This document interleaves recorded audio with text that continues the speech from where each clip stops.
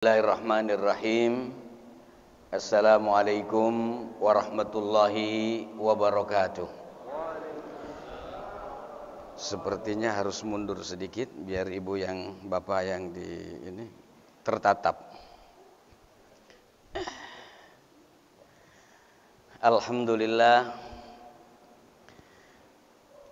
Alhamdulillahilladzi khalaqan nufusa fasawwaha فألهمها فجورها وتقواها قد أفلح من زكاها وقد خاب من دساها أشهد أن لا إله إلا الله إله الأولين والآخرين وأشهد أن سيدنا محمدا عبده ورسوله المبعوث رحمة للعالمين اللهم صل وسلم على سيدنا محمد wa ala alihi wa sahbihi ajmain, amma ba'du.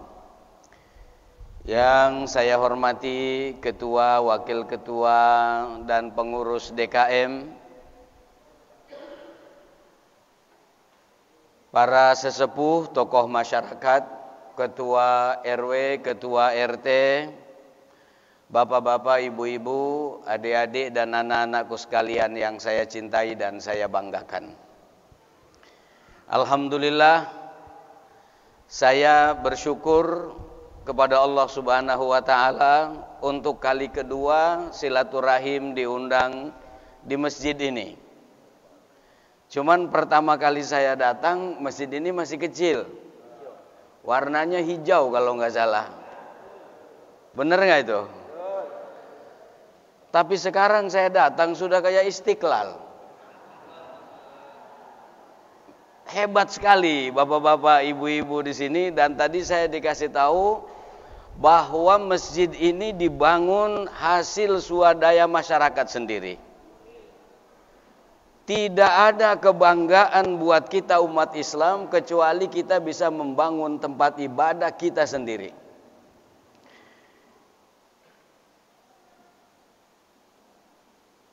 Karena kalau kita membangun sendiri, kita merasa tanggung jawab. Bapak-bapak nggak mau ke masjid, sholatnya dia mikir, kita udah keluarin duit banyak, masa sholat nggak di masjid gitu. Rasulullah Shallallahu Alaihi Wasallam bersabda, "Man bana lillahi masjidan, banallahu lahu baitan fil jannah." Orang yang bangun masjid di dunia ini karena Allah, Allah akan bangunkan rumah di surga. Masjidnya berapa meter ini tuasnya? 500. Ibu bapak bangun masjid ini 500 meter iuran, saya dengar habisnya kurang lebih 8 miliar. Tapi ibu bapak yang bangun masjid 500 meter ini nanti dapat kapling rumah di surganya, arduhas samawati wal ard, luasnya seluas langit dan bumi.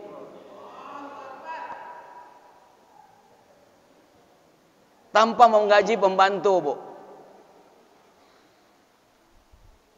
Tanpa ada PRT, tanpa ada tukang ngepel, tanpa ada siapapun. Ibu bapak pengen makan apa saja datang sendiri dia. Kalau di sini kita pengen makan sayur asem, sayur lodeh, ibu kalau nggak jalan ke pasar, ibu suruh si bibi tolong beli jagung, meninjau, itu kan? Buat bikin sayur proses.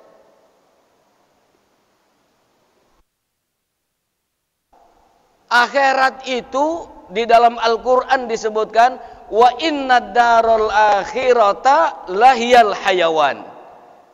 Negeri akhirat itu kehidupan yang sempurna. Dalam bahasa Arab, kalimat itu kalau diakhiri dengan alif dan nun, selain maknanya dua, artinya menunjukkan maknanya dua, umpamanya kitabun itu satu buku, kitabani dua buku, qalamun pulpen, qalamani dua pulpen. Selain maknanya menunjukkan dua, bahasa Arab itu menunjukkan kesempurnaan. Hayah hidup, hayawan kehidupan yang sempurna. Qara'a artinya membaca. Quran bacaan yang sempurna. Syatona artinya jauh. syaitan, kejauhan yang sempurna dari rahmat Allah Subhanahu wa taala. Jadi negeri akhirat itu Ibu, negeri kehidupan yang sempurna. Negeri kehidupan yang sempurna itu salah satu tandanya pelayanan cepat.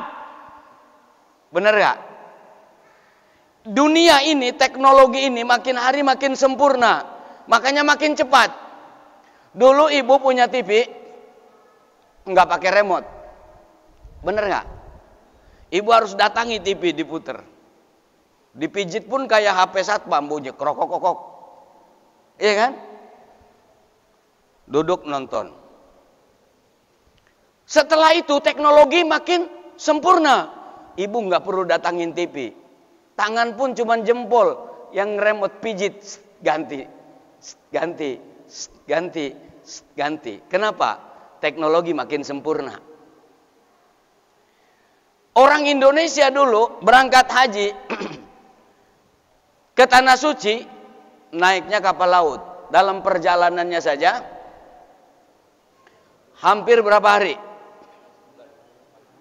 3 bulan. Pokoknya dia bulak-baliknya itu 3 bulan. Makanya orang tua dulu kalau berangkat haji itu ditahlilin, takut nggak balik lagi. Takut hilang. Sekarang pakai teknologi pesawatnya lebih canggih, cuman 8,5 jam sampai Jeddah dari Soekarno-Hatta. Teknologi lebih sempurna. Bahkan di era teknologi digital, Ketua RW ini ternyata spesialisnya di cyber. Dengan teknologi digital, dunia itu seperti di tangan sudah, semua dilihat di sini. Betul nggak, Bu? Ada di sini semua.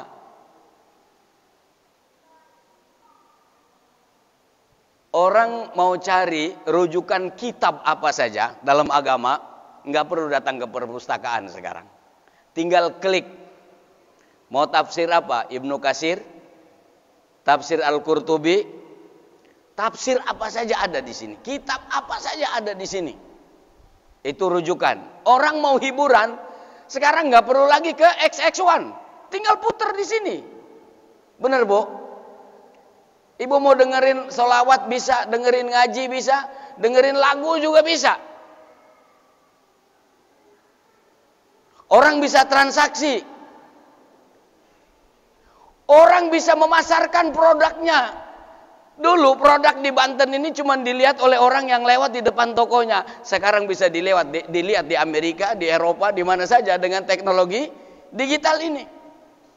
Meskipun dalam waktu yang sama, teknologi digital itu banyak menyihir orang. Ibu-ibu jangan tersinggung. Bangun tidur bukan suami yang ditanya. Bener gak? Bener gak, Bu? Mau tidur, bukannya baca doa, baca ayat kursi.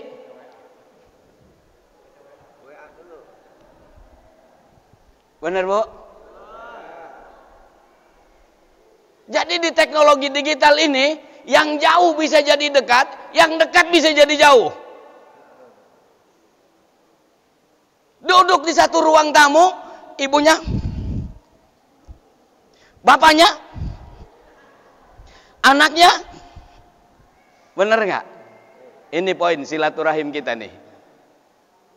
Hati-hati di era teknologi digital. Yang dekat bisa jadi jauh dengan alat ini.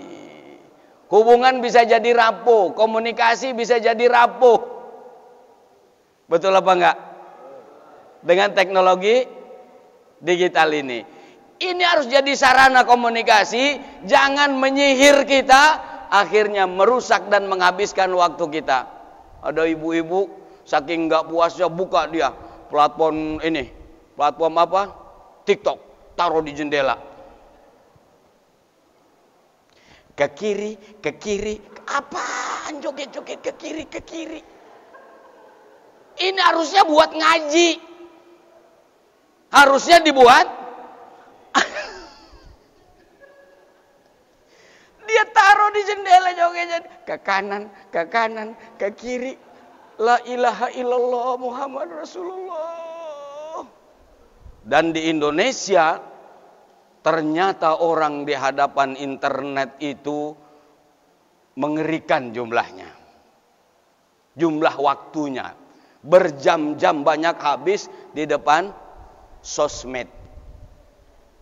Di depan. Jadi ini harus jadi sarana untuk mengeratkan silaturahim, tapi jangan membuat kita melahirkan generasi yang individualis. Waktu ibu punya TV cuma satu di kamar tamu, ibu bisa kontrol anaknya nonton apa. Sekarang ibu tak bisa kontrol lagi karena anaknya sudah nontonnya di sini. Hati-hati, saya tidak menakut-nakuti, tapi ini bisa merubah pola pikir generasi. Ini bisa mempengaruhi karakter dan kepribadian generasi. Contohnya apa? Dulu pada zaman Nabi Lut pertama kali orang kawin laki sama laki, seneng laki sama laki. Setelah itu di negara-negara yang tidak ada agama itu dilegalkan. Amerika legal. Tahun 2017 saya mengikuti konferensi Parlemen Dunia IPU di Swiss, Jenewa.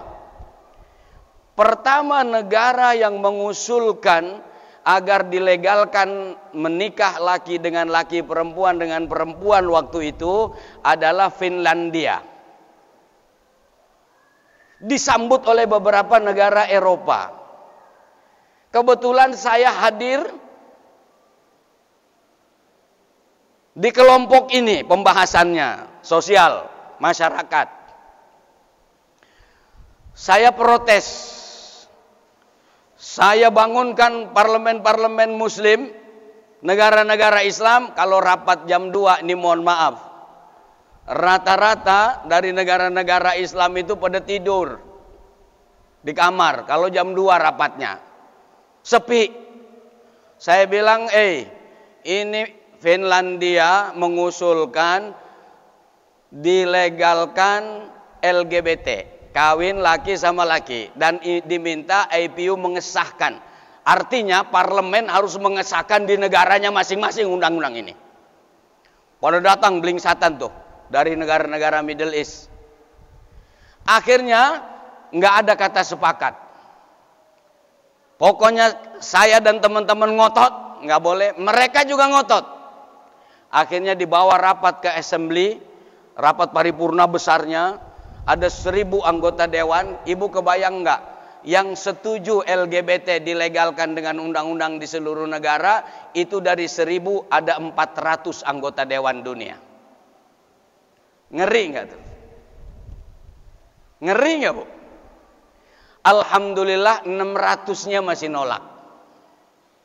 Jadi 400 lawan 600. Tapi ajaran apa kecenderungan ini terus berkembang, dan itu bisa dilihat di sini.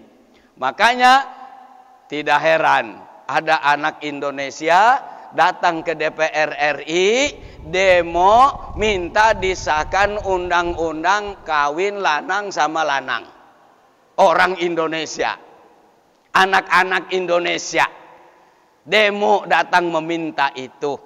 Kulitnya coklat, hidungnya pesek, rambutnya lurus, dia minta disahkan undang-undang itu. Alhamdulillah, meskipun ada anggota parlemen yang setuju atas nama demokrasi dan kebebasan, tapi mayoritas alhamdulillah masih nolak. Ini diantara efek teknologi ekses teknologi negatif, teknologi digital kalau kita tidak terkontrol. Sejatinya dibuat teknologi ini untuk apa? Untuk membantu melancarkan kehidupan. Saya kembali, kehidupan akhirat disebut kehidupan yang sempurna. Kenapa? Karena pelayanannya cepat. Ibu baru bilang pengen makan sayur lodeh sudah di depan. nggak pakai bilang bibi lagi. Langsung. Ibu bilang kayaknya makan durian segede kepala sapi enak nih. Kepala korban tadi sapi itu. Datang durian langsung. Langsung datang. Cepat. Pelayanannya cepat. Itulah tanda kehidupan sempurna. Makin sempurna teknologi, makin cepat kita bisa mengakses sesuatu. Siang ini kita bersilaturahim halal bihalal. Istilah halal bihalal ini cuma ada di Indonesia. Tapi bukan berarti tidak boleh. Kalau dicari di negara-negara Arab nggak bakal ketemu acara halal bihalal kayak begini. Hebatnya orang Indonesia cepat menerjemahkan hadis-hadis ayat-ayat Al-Quran tentang membangun persaudaraan. Ini kan cuma teknis, nggak ada masalah. Tujuannya adalah memperkokoh persaudaraan mulai dalam satu lingkungan. Betul apa enggak? Betul apa enggak? Esensi ayatnya innamal mu'minuna ikhwatun. Orang beriman itu bersaudara. Dalam hadis disebutkan kal jasadil wahid, seperti satu tubuh yang satu dengan yang lainnya saling terkait. Tubuh ini kan yang satu dengan yang lainnya saling terkait, Bu. Betul apa enggak, Bu? Tangan tugasnya cuma ngantar makanan sampai mulut. Enggak pernah tangan ini merasakan nikmatnya makanan. Yang ada bau amisnya aja dicuci dari tangan. Bener enggak, Bu? Begitu masuk mulut, dikasih dioper, ada tugas lain, ada rasa dan seterusnya. Setelah itu turun, diolah terus jadi energi, jadi tenaga dan seterusnya. Itulah ibarat satu tubuh. Subhanallah. Supaya kita ini persaudaraan silaturahimnya satu, seperti satu tubuh, maka harus ada silaturahim. Masjidnya sudah besar, alhamdulillah. Tinggal silaturahimnya dijaga.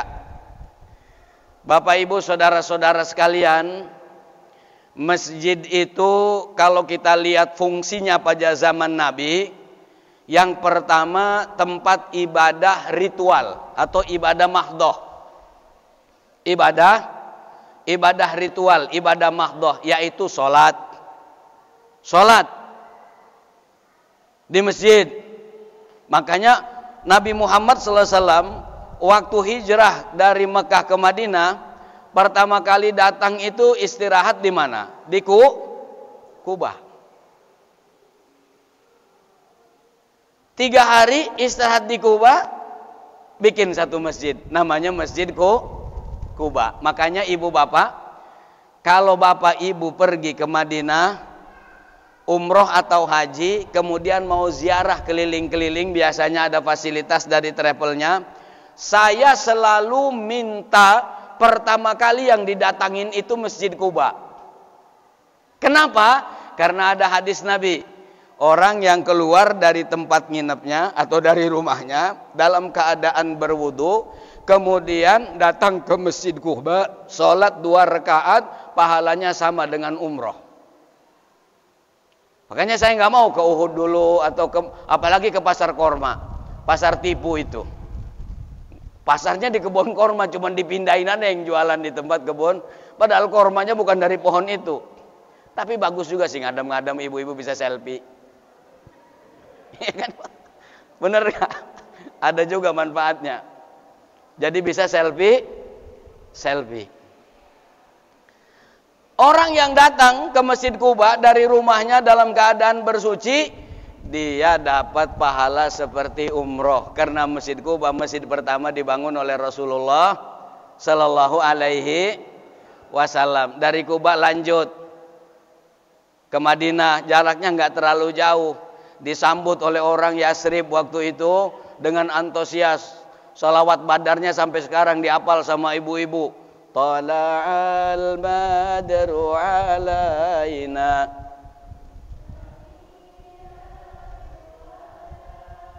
wajaba syukru alaina mada'a seluruh orang berebut menyambut Nabi dan meminta Nabi istirahat di rumahnya. Nabi mengatakan, maaf bapak-bapak, ibu-ibu, saya belum berpikir cari tempat istirahat. Saya berpikir mau bangun masjid lagi. Semua sahabat mengatakan, di tanah saya aja bangunnya, ya Rasulullah. Kayak zaman dahulu orang Tangerang ini kalau mau bangun masjid berebut. Tanahnya bikin masjid dulu. Kalau sekarang cucunya ngegugat masjid yang diwakafin engkongnya. Hah? Makanya siapa itu pelawak kita yang ngedoa itu? Dia kasih ngelucu. Summa ila arwahi bapak ini, bin bapak itu yang kuburannya udah digugat sama cucunya dan seterusnya. Dia pakai begitu. Karena jadi kenyataan sekarang. Di Jakarta itu ada masjid diwakafkan oleh engkongnya, digugat oleh cucunya, sampai infak Jumatan itu dibagi dua sama keluarganya. La ilaha illallah Muhammad. Beruntung kita yang bikin ngumpulkan uang 8 miliar bangun masjid ini. Insya Allah surga semuanya. Ya Rabbal. Kata Nabi ini disebutkan dalam Al-Quran, laqad ja'akum rasulun min anfusikum azizun alaihi ma anittum harisun alaikum bil mu'minina raufur rahim. Nabi itu raufur rahim, haris. Perasaannya lembut dan halus. Dia nggak mau, sudah di tanah bapak aja. Kalau ditunjuk satu orang, yang lain terluka perasaannya. Oh, kenapa dia yang diterima untuk dibangun masjid di tanahnya, kok saya nggak diterima? Dia terluka. Nabi tidak mau ada sahabatnya yang terluka. Kata Nabi, biarkan onta saya ini berhenti di mana, di situ saya akan bangun masjid. Ontanya berjalan, berhenti di satu tempat. Setelah ditanya tempat ini punya siapa, ternyata punya seorang janda dan 2 anak yatim. Ditanya apakah ini mau dijual, Nabi yang mau beli, Nabi yang nanya, pasti semua orang bilang mau dijual. Dijual, tapi ditanya, kalau sekarang disebutnya NJOP, berapa NJOP-nya di sini? Nabi kasih berlipat-lipat dari harga NJOP. Begitu cara Nabi menggusur rakyat. Kalau sekarang ini rakyat digusur, panitia 9-nya yang main-main. Benar nggak? Rakyatnya yang rugi. Proyeknya akhirnya terhambat gara-gara permainan panitia 9. Dibangunlah Masjid Nabawi yang sekarang sudah berdiri megah itu. Dulu Masjid Nabawi itu, ini Bapak perhatikan ya, Ibu perhatikan, mungkin nggak ada yang ngeh. Kalau ibu ke Raudhah, bapak ke Raudhah atau ke Masjid Nabawi di ujung, itu ibu bapak lihat ada tiang, di atasnya ditulis batas Masjid Nabawi pakai bahasa Arab. Segitulah itu Masjid Nabawi itu. Dulu pada zaman Nabi ada batasnya. Setiap tiang ditulis batas Masjid Nabawi pakai bahasa Arab. Mungkin yang sudah ke sana jarang perhatikan tuh. Ada batasannya. Tidak yang sebesar sekarang ini. Sekarang ini kan hampir 35 hektar ya semuanya. Jadi Madinah pada zaman Nabi itu ya sebesar masjid yang sekarang ini. Sholat 1 rakaat di situ sama dengan 1000 kali sholat di masjid kita ini.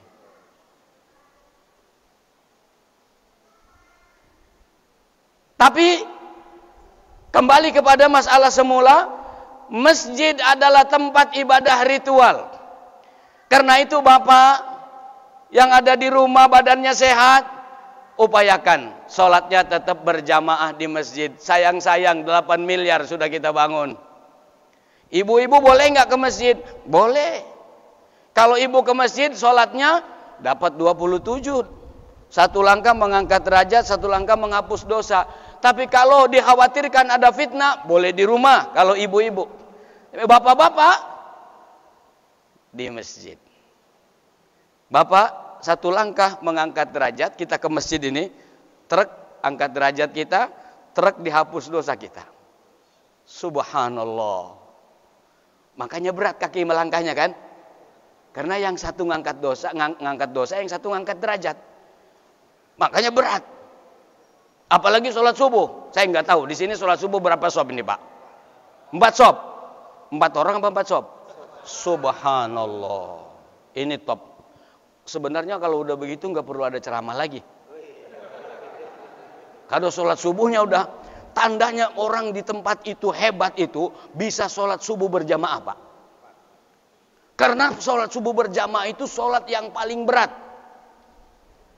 Dan Nabi Shallallahu Alaihi Wasallam bersabda, orang yang datang sholat subuh ke masjid diawali dengan sholat sunnah 2 rakaat, terus sholat berjamaah, kata Rasulullah, khairum minad dunya wa ma fiha. Dia dapat lebih baik daripada dunia dan isinya. Jadi orang kaya yang sesungguhnya itu orang yang sholat subuhnya di masjid dan di musola berjamaah. Dia dapat khairum minad dunya wa ma fiha. Lebih baik daripada dunia dan isinya.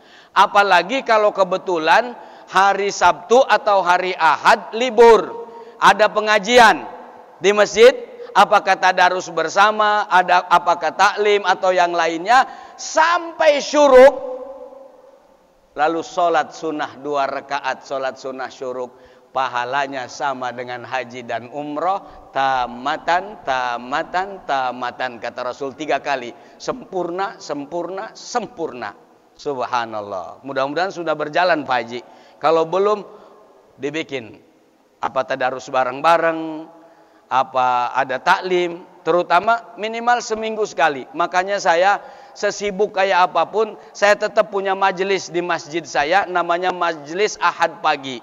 Supaya seminggu sekali saya bisa haji dan umroh, mendapat pahala haji dan umroh secara sempurna. Taklim sampai dengan syuruk, habis itu sholat 2 rakaat, sholat sunnah syuruk. Kalau kurang boleh, tambah 2 rakaat lagi, tambah 2 rakaat lagi, tambah 2 rakaat lagi, sampai 8 rakaat. Kalau kita masih kurang, minimal 2 rakaat. Kalau itu sudah berjalan, udah nggak perlu ngundang penceramah di sini. Udah hebat semua, udah top semua. Sekarang itu persoalannya adalah bagaimana nambah dari 4 sop itu menjadi 8 sop. Karena kalau umat Islamnya yang ada di sekitar sini datang, itu sampai pintu. Sampai Serambi kan Pak? Iya. Berarti masih ada PR ketua masjid. Untuk menambah dari 4 sop sampai dengan sop ke pintu minimal. Sholat berjamaah itu untungnya apa? 1, tadi jalan ke masjidnya aja sudah dapat kebaikan. Mulai kalau sholat berjamaah startnya itu 27. Start pertama ibarat argo. Meskipun sekarang sudah musim gokar ya, nggak pakai argo lagi ya. Kalau dulu itu taksi itu pakai argo. Start pertamanya kalau sholat berjamaah itu ibu 27. Kalau sholat sendiri meskipun fasih bacanya, itu start pertamanya 1. Dibalas 10 kali lipat jadi 10. Bacanya fasih. Innalil muttaqina mafaza hadaiqa wa a'naba wa kawa'iba taraba wa ka'san dihaqa la yasma'una fiha lagwan wa la kidhaba jazaa'an min rabbika 'ata'an hisaba. Bacanya fasih 1 argonya. Bacanya nggak terlalu fasih. Jangankan surat yang panjang-panjang. Surat Ar-Ra'aital Ladzi dibaca kayak Maggie Z nyanyi dangdut. Ar-Ra'ai. 27, Bu. 27. Yang kedua, sholat berjamaah itu kalau imamnya fasih, semua bacaannya ke bawah fasih. Semua ke bawah fasih. Imamnya khusyuk, ada makmum yang di belakang nggak khusyuk, udah Allahu Akbar, sholat apa ini? Tetap ke bawah khusyuk sama imam. Kalau imamnya ada nilai kolektif. Ibarat beli buah mangga harum manis yang super, karena dalam satu keranjang harganya super semua. Padahal ada juga yang rusak di dalam. Tapi ke bawah harga super. Itu manfaatnya sholat berjamaah. Sholat berjamaah. Makanya imam itu harus yang fasih. Imam itu yang hafalannya lebih banyak. Imam itu harus yang ngerti. Jangan nggak ngerti main maju aja. Alhamdulillah di sini sudah ada imam tetapnya kan, yang sudah hafiz. Alhamdulillah, ini satu kenikmatan yang luar biasa. Beruntung kita tinggal di komplek begini, imamnya sudah disiapkan oleh Pak Takmir DKM. Di tempat lain, kalau di luar-luar komplek itu susah cari imam, nggak kuat gajinya. Bukan karena imam minta banyak gaji, tapi memang kehidupan ekonominya berbeda. Akhirnya yang datang ke masjid itu siapa aja yang bangun duluan. Tapi rata-rata sholat subuh itu yang pertama kali datang, Pak. Kalau di luar komplek itu pasti Pak usianya 70 tahun ke atas. Yang kalau jalan jangan kesinggung nih Pak. Jalan 5 langkah batuknya 15. Begitu datang ke masjid dia keletrek. Sana azan, masjid sana azan, sini azan. Dia mau azan tahu diri, udah suaranya udah nggak jelas. Tunggu anak muda. Jam 5 kurang 20, belum ada yang datang. Ah, tunggu lagi kurang 1/4, belum ada yang datang. Jam 5 belum ada yang datang juga. Terpaksa dipegang sama aki-aki itu mik.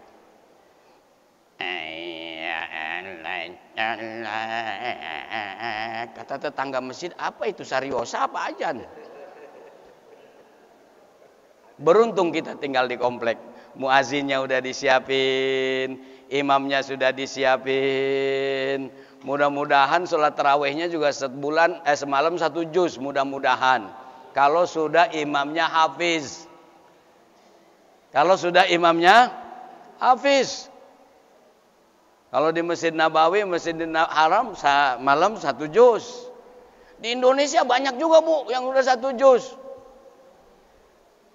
Alhamdulillah. Meskipun masih banyak yang pilih-pilih. Mana masjid yang paling cepat nih? Ada juga yang begitu. Apalagi kalau imamnya ganti-ganti. Malam ini siapa jadi imam nih?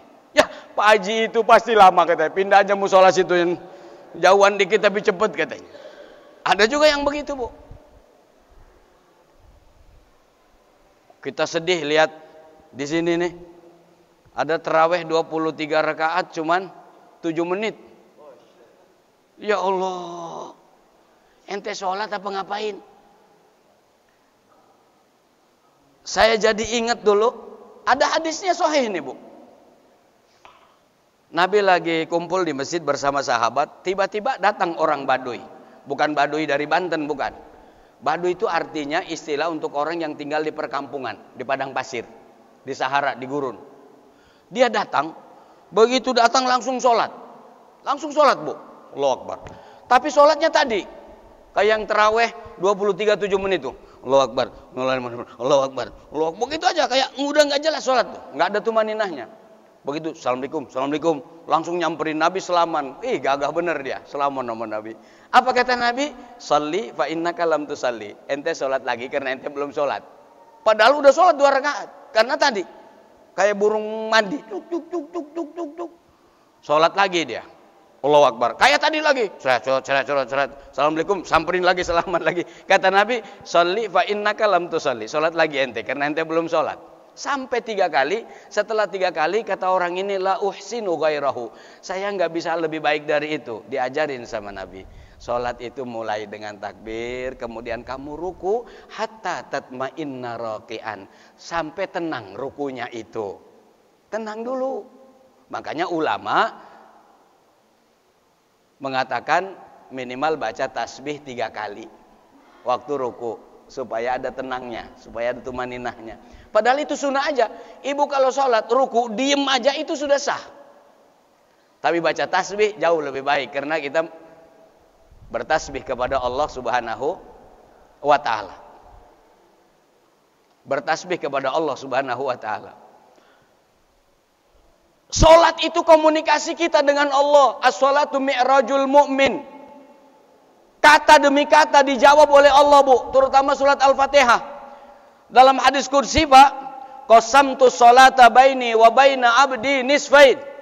Aku bagi salat antara aku dan hambaku dua bagian. Kata Rasulullah, kata hadis qudsi. Idza qala, apabila seorang lagi salatnya membaca alhamdulillahi rabbil alamin, Allah jawab hamidani abdi. Malaikat lihat, hambaku di komplek royal sedang memujiku. Ar-Rahmanir Rahim, majjadani abdi, hambaku sedang mengagungkanku. Allah jawab langsung. Iyyaka na'budu wa iyyaka nasta'in.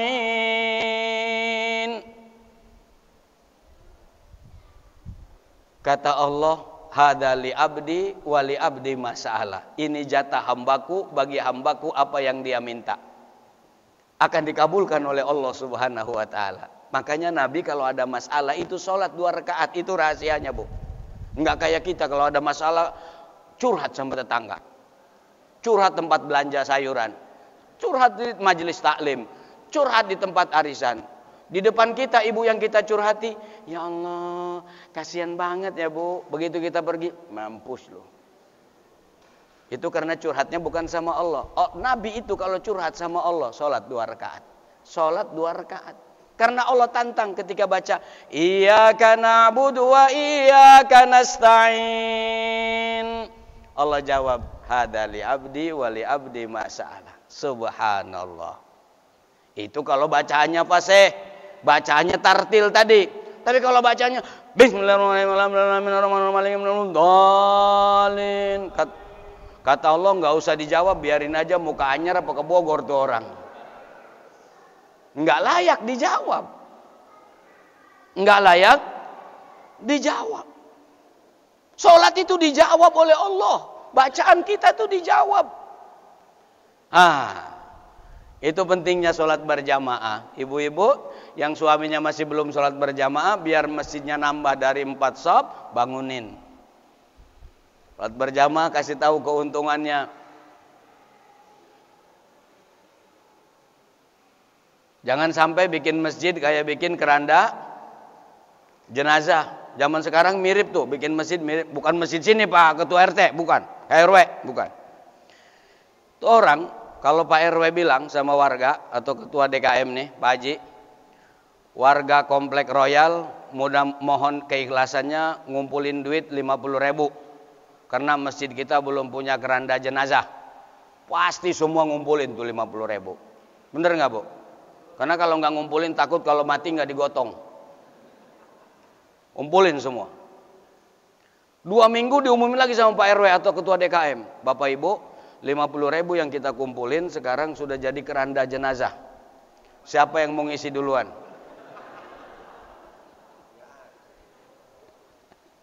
Jangankan yang muda, yang tua, ente aja duluan.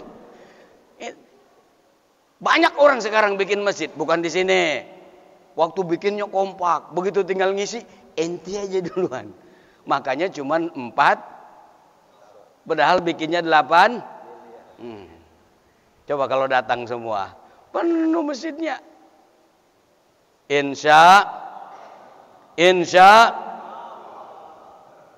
azan sudah panjang. Kalau di sini kan azannya sama kan kayak di tempat saya Ciputat. Salatu khairum minan naum. Apa muter muazin? Panjang. Beda sama di Masjidil Haram, Masjid Nabawi. As-salatu khairum minan naum. Cuman begitu, Pak. Kenapa Pak RW? Di sono pendek, sini panjang. Di sono pendek aja jemaahnya udah nggak muat. Apalagi dipanjangin. Di sini panjang aja jemaah nggak ada yang datang, apalagi dipendekin. Berjamaah. Jadikan masjid tempat ibadah ritual. Salat berjamaah di masjid. Imam harus yang ngerti, yang paham. Alhamdulillah sudah ditunjuk. Kalau sudah ada imamnya, yang lain jangan main nyelonong aja. Karena imam ini nggak boleh sembarangan. Tidak semua orang boleh jadi imam, tapi semua orang bisa jadi makmum. Tapi tidak semua makmum bisa jadi imam. Saya nggak mau ngomong lagi milih imam nih, udah kelewat. Nggak mau lagi, sudah selesai. Yang penting imam harus ngerti. Bila perlu ngerti nahu sorob, hafalannya banyak. Jangan baca jadi imam karena nggak ngerti nahu sorob, asal baca aja. Inna anzalnahu fi lailatul qadar. Padahal ada huruf fi. Fi itu huruf jar dalam ilmu nahu sorob bahasa Arab. Itu kerjanya membuat kalimat di depannya itu harus majrur. Lailatil. Dia baca inna anzalnahu fi lailatul qadar. Kata makmumnya lailatil. Wa ma adraka ma lailatul qadar. Salah lagi kan? Kata makmumnya lailatul. Kata imam tadi gua baca lailatil. Lailatul suruh lailatil. Gua baca lailatil suruh lailatul. Karena apa? Enggak ngerti. Maka imam harus yang ngerti. Yang paham. Begitu esensinya imam. Karena dia menanggung yang ada makmum di belakangnya. Makanya habis sholat berjamaah itu disunahkan kita menghadap ke makmum. Sambil wirid zikirnya itu. Supaya apa? Imam itu harus perhatian terhadap makmum. Nabi itu dulu, jangankan sahabatnya, orang Yahudi yang jahil sama dia. Sekali waktu ulah kejahilannya tuh nggak dilihat di depan rumah Nabi. Nabi tanya habis sholat, si Anu kemana? Kenapa Nabi kau tanya si Anu? Kan dia Yahudi. Tumben. Apa yang tumben? Di depan rumah saya nggak ada lagi kotoran onta. Oh, dia lagi sakit. Langsung Nabi panggul itu korma, bawa hadiah buat Yahudi yang sakit itu. Bawa. Apalagi sahabat-sahabatnya. Makanya masjid itu yang kedua setelah tempat ibadah ritual, tempat ibadah sosial. Alhamdulillah Allah kasih rezeki kepada penghuni komplek ini berbeda dengan orang yang di luar komplek. Betul apa betul? Alhamdulillah. Buktinya bisa bangun masjid 8 miliar hanya iuran swadaya masyarakat. Ini artinya mencerminkan satu, kemapanan ekonomi. Yang kedua, tekad. Duitnya banyak juga kalau nggak ada tekadnya dan nggak ada keikhlasannya nggak bakal ngumpulin. Bener nggak, Bu? Bener nggak, Bu? Tapi orang di luar komplek itu beda. Makanya Pak Ketua DKM, coba sekali-kali silaturahim DKM sini nih ke masjid apa Joko apa itu? Yang di Jogja tuh. Udah? Alhamdulillah, emang keren ini masjid ini. Semuanya udah lebih dulu. Tadi saya kaget juga. Baru halal bihalal sudah dibentuk lagi panitia korban. Fa idza faraghta fansab wa ila rabbika. Ini keren masjid ini memang. Jangan-jangan orang Tangerang Kak Ustadz Ahyar suruh belajar juga ke masjid ini. Dalam pengelolaannya. Kalau jamaahnya nanti dulu. Jadi harus jadi pembinaan. Kalau di komplek ini sudah mapan, infaknya itu Pak Ketua DKM jangan ditumpuk-tumpuk banyak-banyak. Jangan bangga masjid itu kotak infaknya tinggi. Artinya tidak bisa mengelola dan menyalurkan infak. Infak yang bagus itu infak yang dibagikan kepada jamaah dan digunakan untuk kepentingan masjid. Jangan sampai semuanya hanya untuk konsumerisme. Tapi sebagian infak yang ada di masjid ini bagus kalau disiapkan untuk modal orang di luar komplek secara ekonomi. Bikinin gerobak nasi goreng Pak Ketua DKM, Pak Ketua RW. Alhamdulillah, wah hebat bener. Saya baru ngomong semuanya udah saya berhenti aja ceramah dah. Yang saya omongin udah semua. Ngomong apa lagi saya ini, Bu? Kebanyakan masjid Orang itu datang ke masjid cuman diomelin sama khotib kalau Jumat, bener nggak? Kata yang datang ke masjid, kenapa ngomel-ngomel? Saya kan datang sholat. Yang diomelin yang nggak sholat, no. Makanya orang, karena di masjid itu tidak banyak memberikan solusi, begitu datang ke masjid itu pilihannya tidur. Waktu khotib belum naik mimbar di sini, wah ngobrol, pangpung. Begitu udah naik, alhamdulillah. Alhamdulillahilladzi arsala rasulahu bil huda wa dinil haq. Langsung gimana?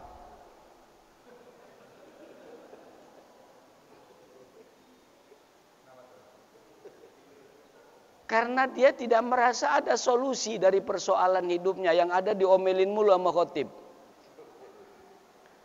Coba kalau dia dikasih solusi problem kehidupannya, dia antusias datang ke masjid. Dia antusias datang ke masjid, kasih modal, terutama yang tidak ada aktivitas, yang nganggur, yang tidak ada aktivitas ekonomi, suruh jual nasi goreng, mie goreng, jualannya di komplek. Orang tinggal di komplek, begitu lewat sebenarnya nggak lapar-lapar banget, karena ini modalnya dari masjid, kita beli juga dah. Tek. Oh itu dari masjid tuh modalnya tuh, langsung beli. Nah, jadi ada proses membangun hubungan sosial. Disitulah kenapa Islam itu mengajarkan agar zakat 2,5% yang hasil jeripayah kita itu harus kita keluarkan. Karena itu bukan hak kita lagi, hak 8 golongan yang disebutkan oleh Allah dalam Al-Quran. Kenapa? Hatta la yakuna dulatan bainal aghniya'i minkum, agar kekayaan itu tidak hanya berputar pada orang-orang kaya saja, orang lain pun minimal standar minimal hidupnya terpenuhi dengan 2,5% dan dikelola dengan baik. Baik. Sehingga peran sosial masjid itu terasa. Jadi tempat silaturahim, memperkokoh persaudaraan, memperkokoh ukhuwah. Seperti yang disebut dalam hadis tadi, kalbunyan, kal jasadil wahid, kalbunyan yashuddu ba'duhu ba'do. Seperti satu bangunan. Kalau saya sering ibaratkan, persaudaraan dalam Islam itu seperti mobil. Mobil itu meskipun nggak terlalu mahal harganya, kalau lengkap seluruh onderdilnya lumayan bisa dipakai. Yang namanya mobil itu ada jok, semahal-mahalnya jok, ada jok tuh harganya puluhan juta loh Pak. Tapi tetap aja jok itu Bu, meskipun puluhan juta harganya, ketemunya dengan apa?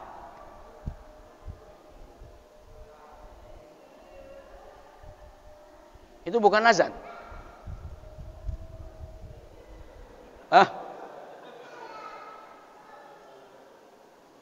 Saya pikir jamnya ini telat gitu, sudah azan. Ada mobil, yang namanya mobil itu ada rem dan gas. Yang namanya rem dan gas paling lama ketemunya dengan hak sepatu, paling banter dengan telapak kaki, bener nggak? Nggak ada rem dan gas yang dicium sama supir, kecuali ada supir yang nyungsep nggak sengaja. Jangan lihat ketemu hak sepatu sama telapak kakinya, lihat perannya. Tanpa gas mobil nggak bisa jalan, tanpa rem mobil akan nabrak. Begitu indahnya kebersamaan, begitu indahnya persaudaraan. Masing-masing orang punya peran, mengambil perannya dan bertanggung jawab dengan perannya itu. Walaupun mobilnya mahal, Mercedes, BMW, tapi cuman setirnya aja Bu.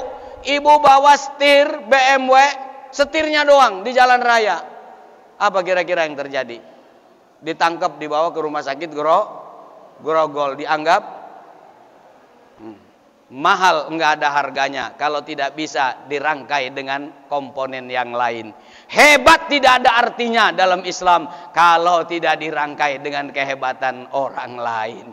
Disitulah hakikat dan faedahnya sholat berjamaah, agar kita merasa butuh dengan orang lain. Kata Ibnu Khaldun, manusia itu makhlukun ijtimai, makhluk sosial.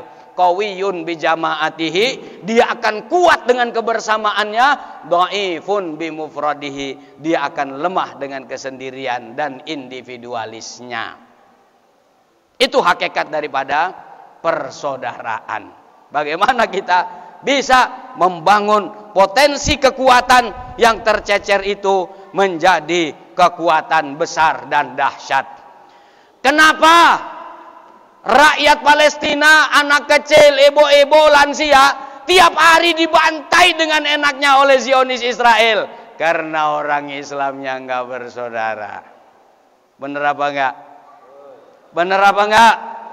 Kalau orang Islam di Arab Saudi, di Emirat, di Qatar, semuanya bersatu, nggak bakal berani ngabisin anak kecil yang nggak berdosa, ibu-ibu yang tidak berdosa.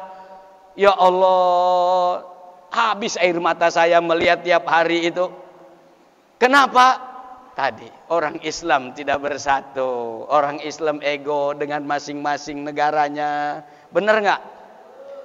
Tapi alhamdulillah Indonesia ini sesuai dengan amanat mukaddimah konstitusi, kita harus terlibat aktif mewujudkan perdamaian dunia. Saya harus mengapresiasi Ibu Menlu yang terus keliling. Saya juga tanggal 25 insya Allah akan menghadiri konferensi Palestina dan Al-Aqsa. Bagaimana ini bisa? Kita sedih kemarin baru saja mau diselesaikan, dipeto sama Amerika Serikat.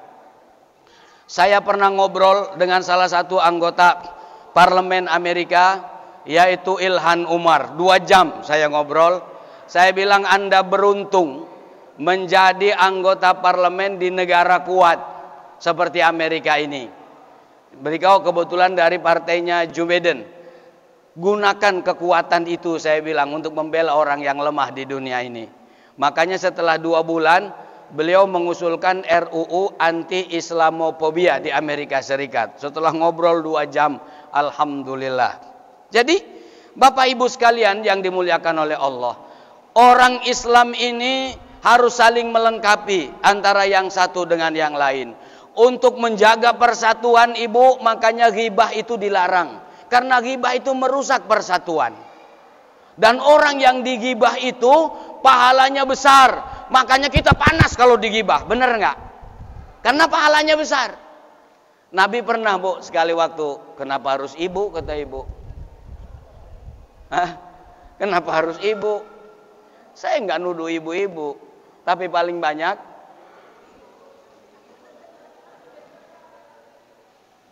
Nabi pernah kumpul sama sahabatnya, nanya sama sahabat, atadruna manil muflis? Kamu tahu nggak siapa orang yang bangkrut itu? Kata sahabat, orang yang bangkrut itu yang dagangannya habis, duitnya nggak ada. Dia mikirnya ke teori ekonomi. Kata Nabi, al-muflisu fina, orang yang bangkrut itu orang yang datang menghadap Allah dengan sholatnya baik, dengan puasanya baik, dengan zikirnya baik, semuanya baik. Tapi sayang dia yastumu hada wa yastumu dzaka. Dia caci si ini, caci si itu, yaktabu hada wa yaktabu dzaka. Dia gibah si ini, dia gibah si itu. Apa yang terjadi? Pahalanya dioper sama yang digibah. Jadi kalau ibu digibah itu, alhamdulillah, kebetulan lagi malas tahajud, dapat kiriman gitu. Alhamdulillah. Terus ada sahabat yang nanya, bagaimana kalau pahalanya yang gibah itu habis? Kata Rasulullah, dosa yang digibah dipindahin sama yang menggibah. Na'udzubillah. Kenapa gibah dilarang? Karena merusak persaudaraan. Kenapa hasad dilarang? Karena merusak persaudaraan. Kenapa namimah dilarang? Karena merusak persaudaraan. Islam lengkap bagaimana menata kehidupan sosial masyarakat. Orang tidak dianggap baik hanya karena dia jidatnya hitam, mohon maaf, karena banyak sujud. Tidak. dia juga harus baik dengan sesama manusia. Duribat alaihimud dillatu aina masukifu illa bihablim minallah wa hablim minan nas. Ditimpa kehancuran orang di mana saja kecuali yang mampu membangun hubungan dengan Allah secara baik dan membangun hubungan dengan sesama manusia secara baik. Itulah Islam. Itulah Islam.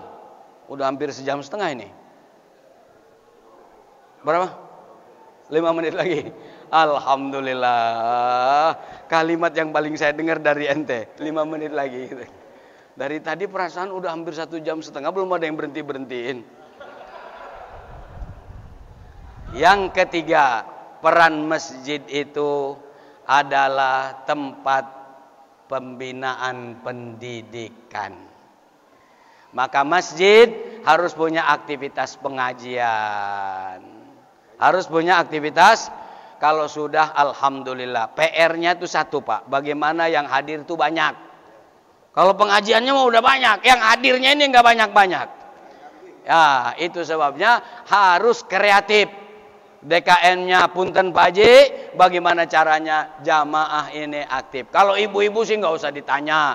Ibu-ibu pengajian hari apa aja pasti rame.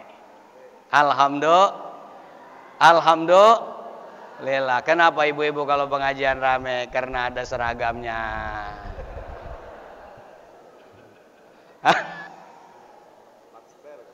Alhamdulillah. Enggak apa-apa kalau seragam membuat kita makin semangat, ya enggak apa-apa, itu kan cuma tools aja. Itu pertanda ada kekompakan, Ibu ya. Pertanda ada kekompakan. Alhamdulillah. Jadi taklim harus dimaksimalkan. Dalam kompleks sudah pada pinter, luar kompleks diajak. Makanya tadi dijaring, caranya menjaring tadi. Kalau uang masjid ini banyak, berikan modal kepada orang di luar komplek itu. Kemudian dibina tiap pekan. Dibina pengajiannya dibina juga manajemennya. Manajemen keuangannya, dibina komitmennya, segala macam. Supaya apa? Orang Islam itu tidak semuanya begini. Al-yadul ulya khairum minal yadis sufla.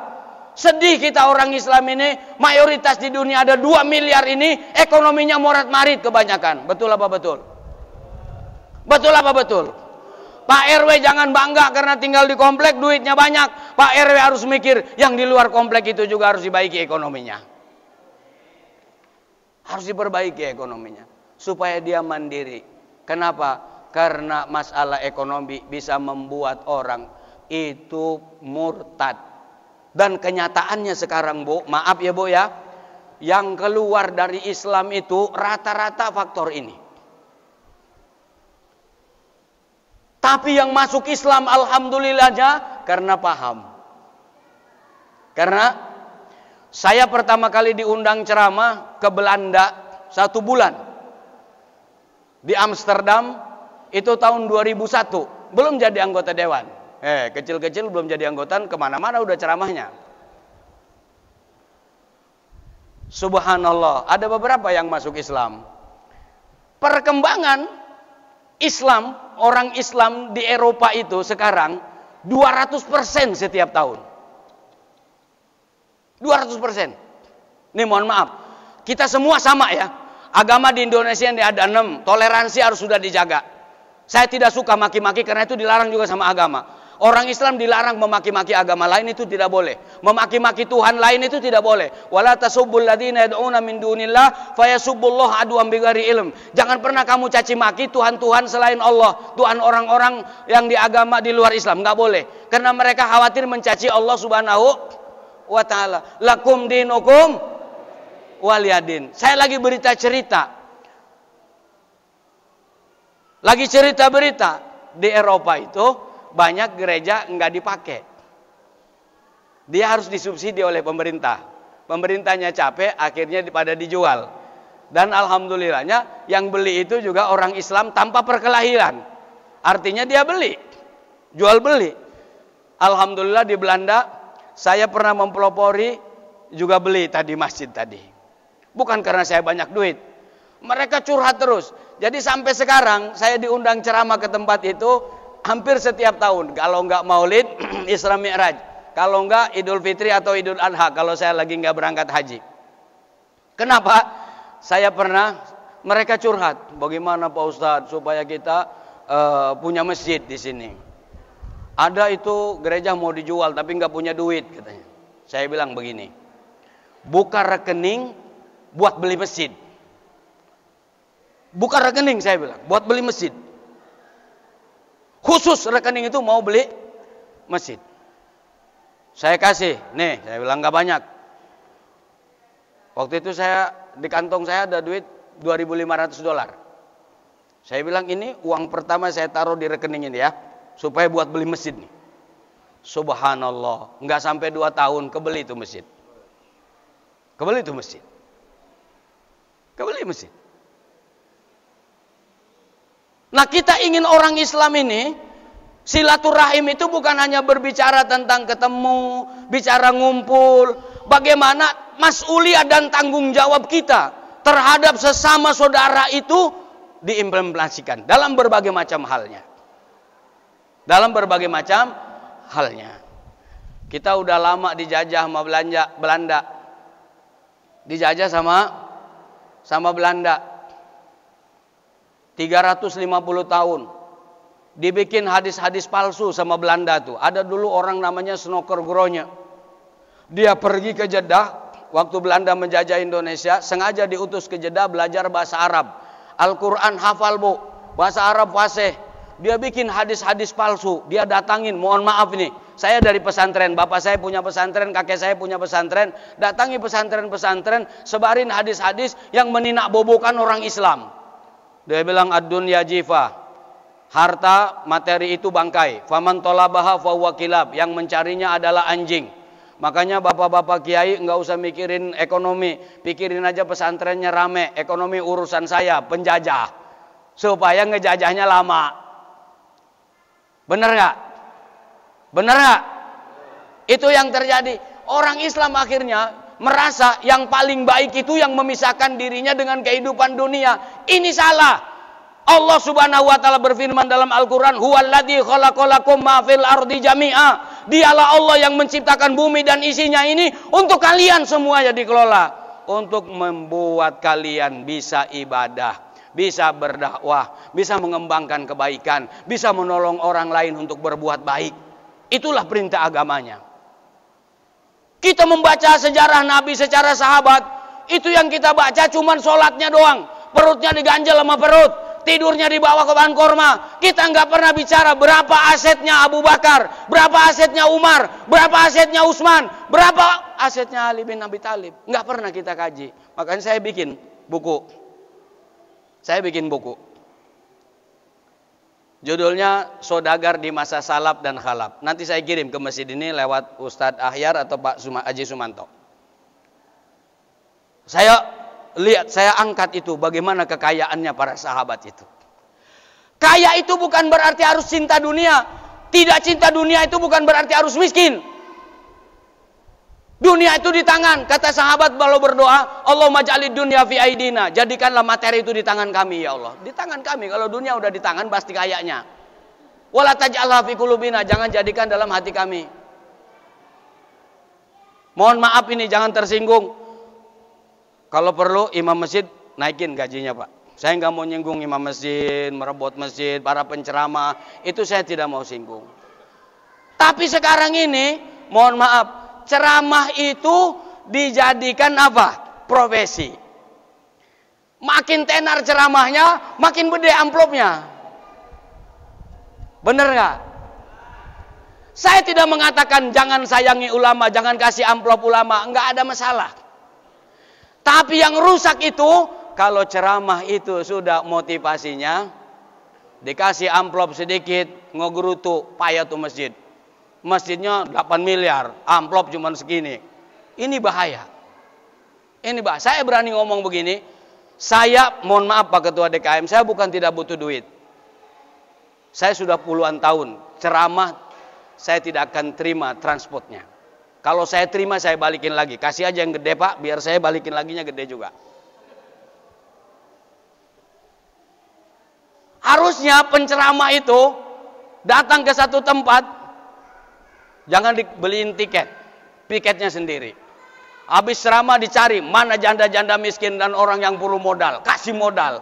Harusnya begitu. Ulama Imam Syafi'i, Imam Abu Hanifah, Imam Ahmad, Imam Malik, semuanya kaya dan mapan. Makanya mengeluarkan fatwanya itu enggak cadel-cadel. Jelas haram. Karena dia mapan secara ekonomi. Sekarang ini kan bagaimana ini hukumnya? Haram. Begitu dikasih Fortuner, halom. Begitu Alphard,